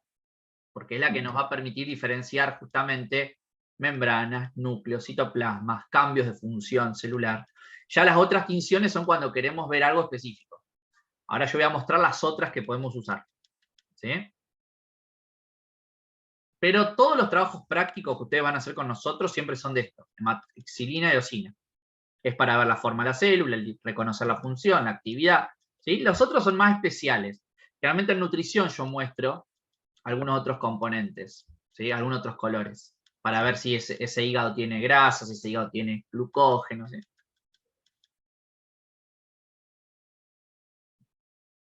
Bien, ¿seguimos? ¿Sí? Sí. Yo ahí guardé esta foto, esta imagen, la capturé y se las voy a mandar. ¿Sí? Perfecto. Bueno, ahí tenemos las otras tinciones que preguntaba recién Victoria. Por ejemplo, ¿cuáles son otras tinciones? Además, otros colores que podemos encontrar en la práctica. La tinción de Brigg-Gienza. La tinción de Brigg-Gienza tiene como objetivo diferenciar células sanguíneas. Y fíjense que es una tinción tricrómica. 3 colores. Brigg-Gienza, el Gienza, es para ver y diferenciar cuáles son las células que forman parte del tejido sanguíneo. Pero yo también puedo utilizar, por ejemplo, hematoxilina y eosina para ver el tejido sanguíneo. Nada más que si yo quiero diferenciar bien los componentes, lo ideal sería realizar una tinción de Gienza. ¿Sí? Entonces, por ejemplo, rosa, se van a ver los glóbulos rojos o gránulos de eosinófilo. Son glóbulos blancos el eosinófilo. Púrpura, se van a ver los núcleos de los glóbulos blancos. ¿Por qué se ve rosa? Esto ve que ven rosa el glóbulo rojo, pero el glóbulo rojo es una célula que no tiene núcleo. Ustedes dirán, pero no es célula. Sí, es una célula porque se origina del reticulocito, que es la célula previa. ¿Sí? Ya vamos a ver sangre cuando veamos inmunidad. ¿Sí? Eso lo vamos a ver en la unidad número 10. Y azul se ven los citoplasmas de los linfocitos o los monocitos. ¿Tá? Pero esto lo vamos a estudiar bien para diferenciar en la unidad de sistema inmune cuando tengamos que ver la sangre. ¿Sí? Entonces ahí vamos a comparar la sangre con hematoxilina y eosina y cómo, utilizando una tinción tricrómica, que es el Brigg-Gienza, puedo ver estos 3 tipos de células mejor. ¿Sí? El Brigg-Gienza. Esta coloración, la tinción de orceína, tiene como objetivo distinguir fibras elásticas. Por ejemplo, yo puedo ver cartílagos que tengan componente elástico, fibras elásticas que provocan los fibroblastos. El tejido conectivo va a tener unas celulitas que se llaman fibroblastos, y esos fibroblastos producen fibras. ¿Tá? Entonces, si yo quiero ver las fibras elásticas, voy a tener que utilizar una tinción que es de color marrón rojiza, que es la tinción de orceína. Esta no la vamos a ver nunca, en ningún lado, pero bueno, es más para los patólogos, ¿sí? Nosotros de estas rara vez podemos llegar a encontrar, ¿sí? En la práctica para entender lo básico, ¿sí? Pero saber que existe un color que se llama orceína, que es para ver fibras elásticas, ¿sí? Que es un color marrón rojizo. Si no se lo acuerdan, no importa, no es que van a desaprobar por no saber esta tinción. Acá viene otra tricrómica. Esta sí también la podemos saber. Por ejemplo, acá vemos la tinción tricrómica de Mallory. La tinción tricrómica de Mallory tiene como objetivo diferenciar los componentes del tejido conectivo. ¿Sí? Con el Mallory puedo distinguir el agua, las fibras, el músculo. Todo lo que tenga un tejido conectivo lo puedo distinguir con un Mallory. ¿Sí? Por ejemplo, el azul oscuro me está mostrando fibras colágenas, el oscuro. El rojo me está mostrando algunas fibras musculares. Y el naranja, que se ve muy poquitito, entre medio de lo rojo, son las fibras elásticas. ¿Sí? Cuando estudiemos tejido conectivo en unos días, vamos a ver que el tejido conectivo, el fibroblasto, produce 3 tipos de fibras. Las fibras elásticas, las colágenas y las reticulares. ¿Sí? Y después tenemos esta tinción que vamos a estudiar en nutrición. Esta sí la vamos a ver. La tinción ácido periódico de Schiff. O también a la tinción ácido periódico de Schiff la llamamos Paz positivo. ¿Sí? Se la llama Paz positivo al ácido periódico de Schiff. ¿Y cuál era el objetivo? Diferenciar moléculas ricas en glucógeno o carbohidratos. Entonces, aquella que se tiñan bien rosada violeta, me va a identificar que tiene mucha concentración de hidratos de carbono. ¿Tá? Entonces, para diferenciar que una célula tenga más depósito de hidrato de carbono, puedo utilizar la tinción ácido periódico de Schiff. ¿Tá? Que es una casi rosada bien violácea, un rosado intenso. ¿Bien? Por ejemplo, yo le dije al principio que también el hígado le puedo poner carmín, que es un rojo. Si yo pongo en el hígado, quiero ver el glucógeno solo, el glucógeno se va a teñir con carmín. ¿Sí? que es una tinción animal.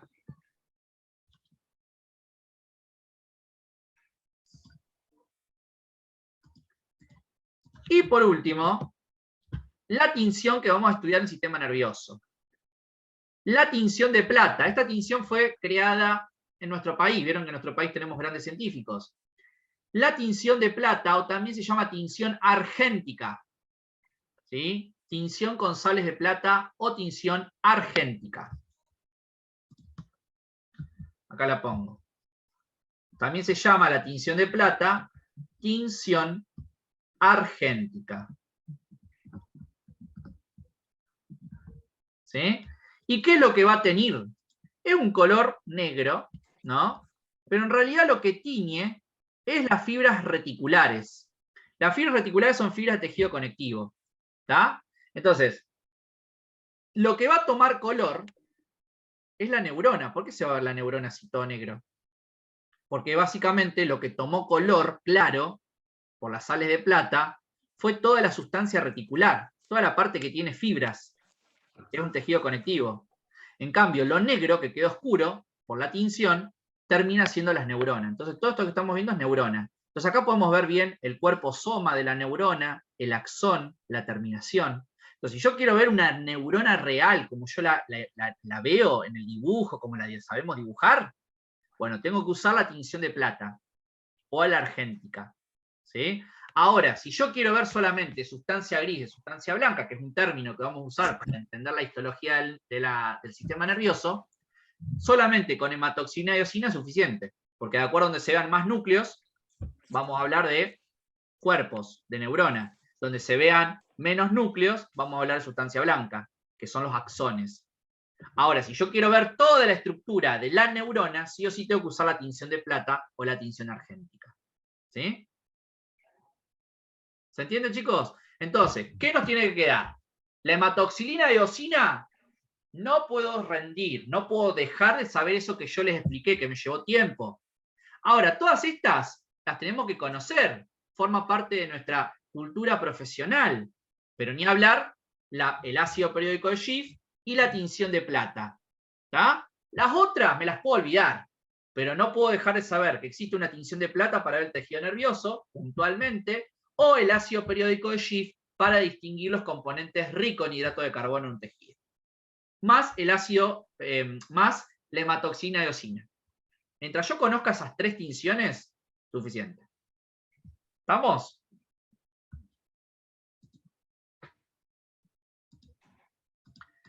Perfecto.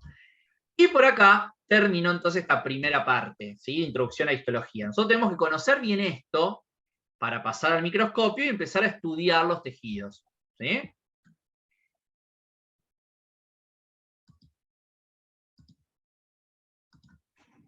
Bien, ¿alguna pregunta? No. ¿No? No, profe. Muy bien.